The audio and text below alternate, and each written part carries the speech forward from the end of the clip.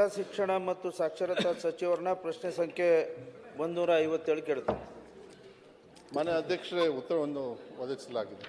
ಮಾನ್ಯ ಅಧ್ಯಕ್ಷರೇ, ಪ್ರಶ್ನೆ ಇರೋದು 2015ರ ನಂತರ ಪ್ರಾಥಮಿಕ ಪ್ರೌಢ ಮತ್ತು PU ಕಾಲೇಜುಗಳಲ್ಲಿ ಖಾಲಿ ಹುದ್ದೆಗಳನ್ನು ತುಂಬುತ್ತಾ ಇಲ್ಲ.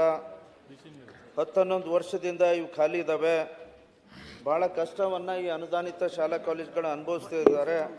ಭಾಳ ವಿಳಂಬ ಮಾಡಿದ್ರಿ, ತುಂಬಬೇಕು ಅಂತ ನಂದು ಕಳೆದ ಅನೇಕ ಸದನಗಳಲ್ಲಿ ಈ ಪ್ರಶ್ನೆ ಮಾಡಿದಾಗ 7-8-2024 ಒಂದು ಆದೇಶ ಹೊರಡಿಸಿ ತುಂಬಲಿಕ್ಕೆ ಅನುಮತಿ ಕೊಟ್ಟರು. ತದನಂತರ ಒಂದು 3 ತಿಂಗಳ ನಂತರ 25-11-2024 ಸರ್ ಅದನ್ನೇ ಅಲ್ಲೇ ಬರ್ತದೆ. ಒಳ ಮೀಸಲಾತಿಯ ಕಾರಣದಿಂದ ಇವು ಯಾವ ಹುದ್ದೆಗಳನ್ನು ತುಂಬಬಾರ್ದು ಅಂತ ಹೇಳಿ ಮುಖ್ಯಮಂತ್ರಿಗಳು ಒಂದು ಆದೇಶ ಮಾಡಿಸಿದ್ರು. ನನ್ನ ಪ್ರಶ್ನೆ ಏನಂತಂದರೆ, ಸರ್ ಒಳ ಮೀಸಲಾತಿ ಪರವಾಗಿ ನಾವು ಇದ್ದೀವಿ, ಅದರೊಳಗೇನು ಎರಡು ಮಾತಿಲ್ಲ. ಇಷ್ಟೆಲ್ಲ ಹುದ್ದೆಗಳನ್ನು ಖಾಲಿ ಇನ್ನೂ ಎಷ್ಟು ವರ್ಷ ನೀವು ಇಡಬೇಕಂತ ಮಾಡಿದ್ರಿ?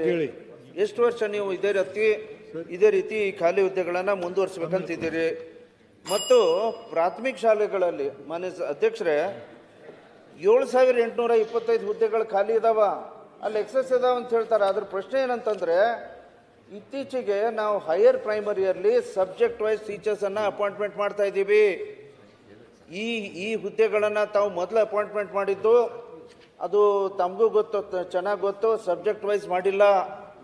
ಈ ಕಾರಣದಿಂದ ಈ ಹುದ್ದೆಗಳನ್ನೇ ಖಾಲಿ ಇದ್ದಾವೆ ಹೈಯರ್ ಪ್ರೈಮರಿಯಲ್ಲಿ ವಿಶೇಷವಾಗಿ ತಾವು ನೇರವಾಗಿ ಇಲ್ಲಿ ಅನುದಾನಿತ ಶಾಲೆಗಳಲ್ಲಿ ತಾವು ತುಂಬಬೇಕು ಅಂತ ನಾನು ಒತ್ತಾಯ ಮಾಡ್ತೇನೆ. ಒಂದೇದು ಮಾನ್ಯ ಅಧ್ಯಕ್ಷ ಸರ್ ಒಂದು ನಿಮಿಷ ಇವರೇ ಸರ್ ನೋಡಿ, ನಾ ಒಂದು ನಿಮಿಷ ಹೇಳ್ತೀನಿ, ಖಾಲಿ ಒಂದು ನಿಮಿಷ ಹೇಳ್ತೀನಿ, ನಾನು ಒಂದು ನಿಮಿಷ ಹೇಳ್ತೀನಿ, ಟೈಮ್ ಬರ್ಕೊಂಡಿರ್ತೀನಿ.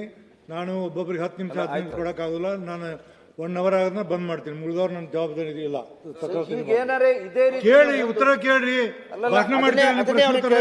ಮಾನ್ಯ ಸಚಿವರೇ, ಇನ್ನೂ ಅನೇಕ ವರ್ಷ ನೀವು ಖಾಲಿ ಇಡೋದಿದ್ರೆ ಅಲ್ಲಿ ಗೆಸ್ಟ್ ಟೀಚರ್ ಸರ್ಕಾರ ದುಡ್ಡು ಕೊಟ್ಟು ಭರಿಸಿ ನೀವು ಸರ್ಕಾರದಲ್ಲಿ ಹೇಗೆ ತುಂಬ್ತೀರಿ, ಆ ಖಾಲಿ ಹುದ್ದೆಗಳನ್ನು ಏಡೆಡ್ ಇನ್ಸ್ಟಿಟ್ಯೂಷನ್ಗಳಲ್ಲಿ ನೀವು ತುಂಬ್ರಿ ಅಂತ ನಾನು ಒತ್ತಾಯ ಮಾಡ್ತೀನಿ. ಒಂದು ಪ್ರೈಮರಿಯಲ್ಲಿ ನೀವು ತುಂಬಬೇಕು. ಮತ್ತು ಇನ್ನೊಂದು ಸರ್, 371J ಅನ್ವಯ ಆಗುವಂಥ ಕಲ್ಯಾಣ ಕರ್ನಾಟಕ ಭಾಗದಲ್ಲಿ ಯಾವುದೂ ಫೈನಾನ್ಷಿಯಲ್ ರಿಸ್ಟ್ರಿಕ್ಷನ್ ಇಲ್ಲ ಅಂತ ಇಲ್ಲಿ ನಮ್ಮ ಭಾಗದ ಅನೇಕ ಸಚಿವರು ಕೂತಿದ್ದಾರೆ.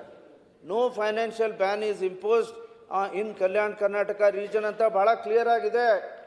ಇಲ್ಲ 371J ಪ್ರಕಾರ ಇಲ್ಲ ಅಂತ ಹೇಳಿ ಅವರು ಇದೆ ಅಂತಂದಾಗ ವೈ ಫೈನಾನ್ಷಿಯಲ್ ಬ್ಯಾನ್ ಇನ್ ದೋಸ್ ಏರಿಯಾಸ್? ಇದು ನನ್ನ ಪ್ರಶ್ನೆ. ಈಗ ಅಧ್ಯಕ್ಷ, matter is in the court. ಇನ್ನು ಎಷ್ಟು ವರ್ಷ ಯಾವಾಗ ತೆರವುಗೊಳಿಸ್ತೀರಿ? ಕೋರ್ಟಲ್ಲಿ ಒಳ ಮೀಸಲಾತಿ ಡಿಫ್ರೆಂಟ್ ಇದನ್ನ ಹೀಗೆ ಮುಂದುವರಿಸ್ತೀರಿ ಅಂತ ನನ್ನ ಪ್ರಶ್ನೆ. ಉತ್ತರ ಕೊಡಬೇಕು ಮಾನ್ಯ ಅಧ್ಯಕ್ಷರೇ. ಈಗ ರಿಕ್ರೂಟ್ಮೆಂಟ್ ಪ್ರೋಸೆಸ್ಸು ಕಂಪ್ಲೀಟ್ ಆಗಿ ತಮಗೂ ಗೊತ್ತಿದೆ. ರಿಸರ್ವೇಷನ್, ಇಂಟರ್ನಲ್ ರಿಸರ್ವೇಷನ್ ಇದ್ದಿದ್ದಕ್ಕೋಸ್ಕರ ಕಮ್ಮಿ ಆಗಿದ್ದು ಹೋದ ಸತಿ ಕೂಡ ಸೆಷನಲ್ಲಿ ಹೇಳಿರೋದು.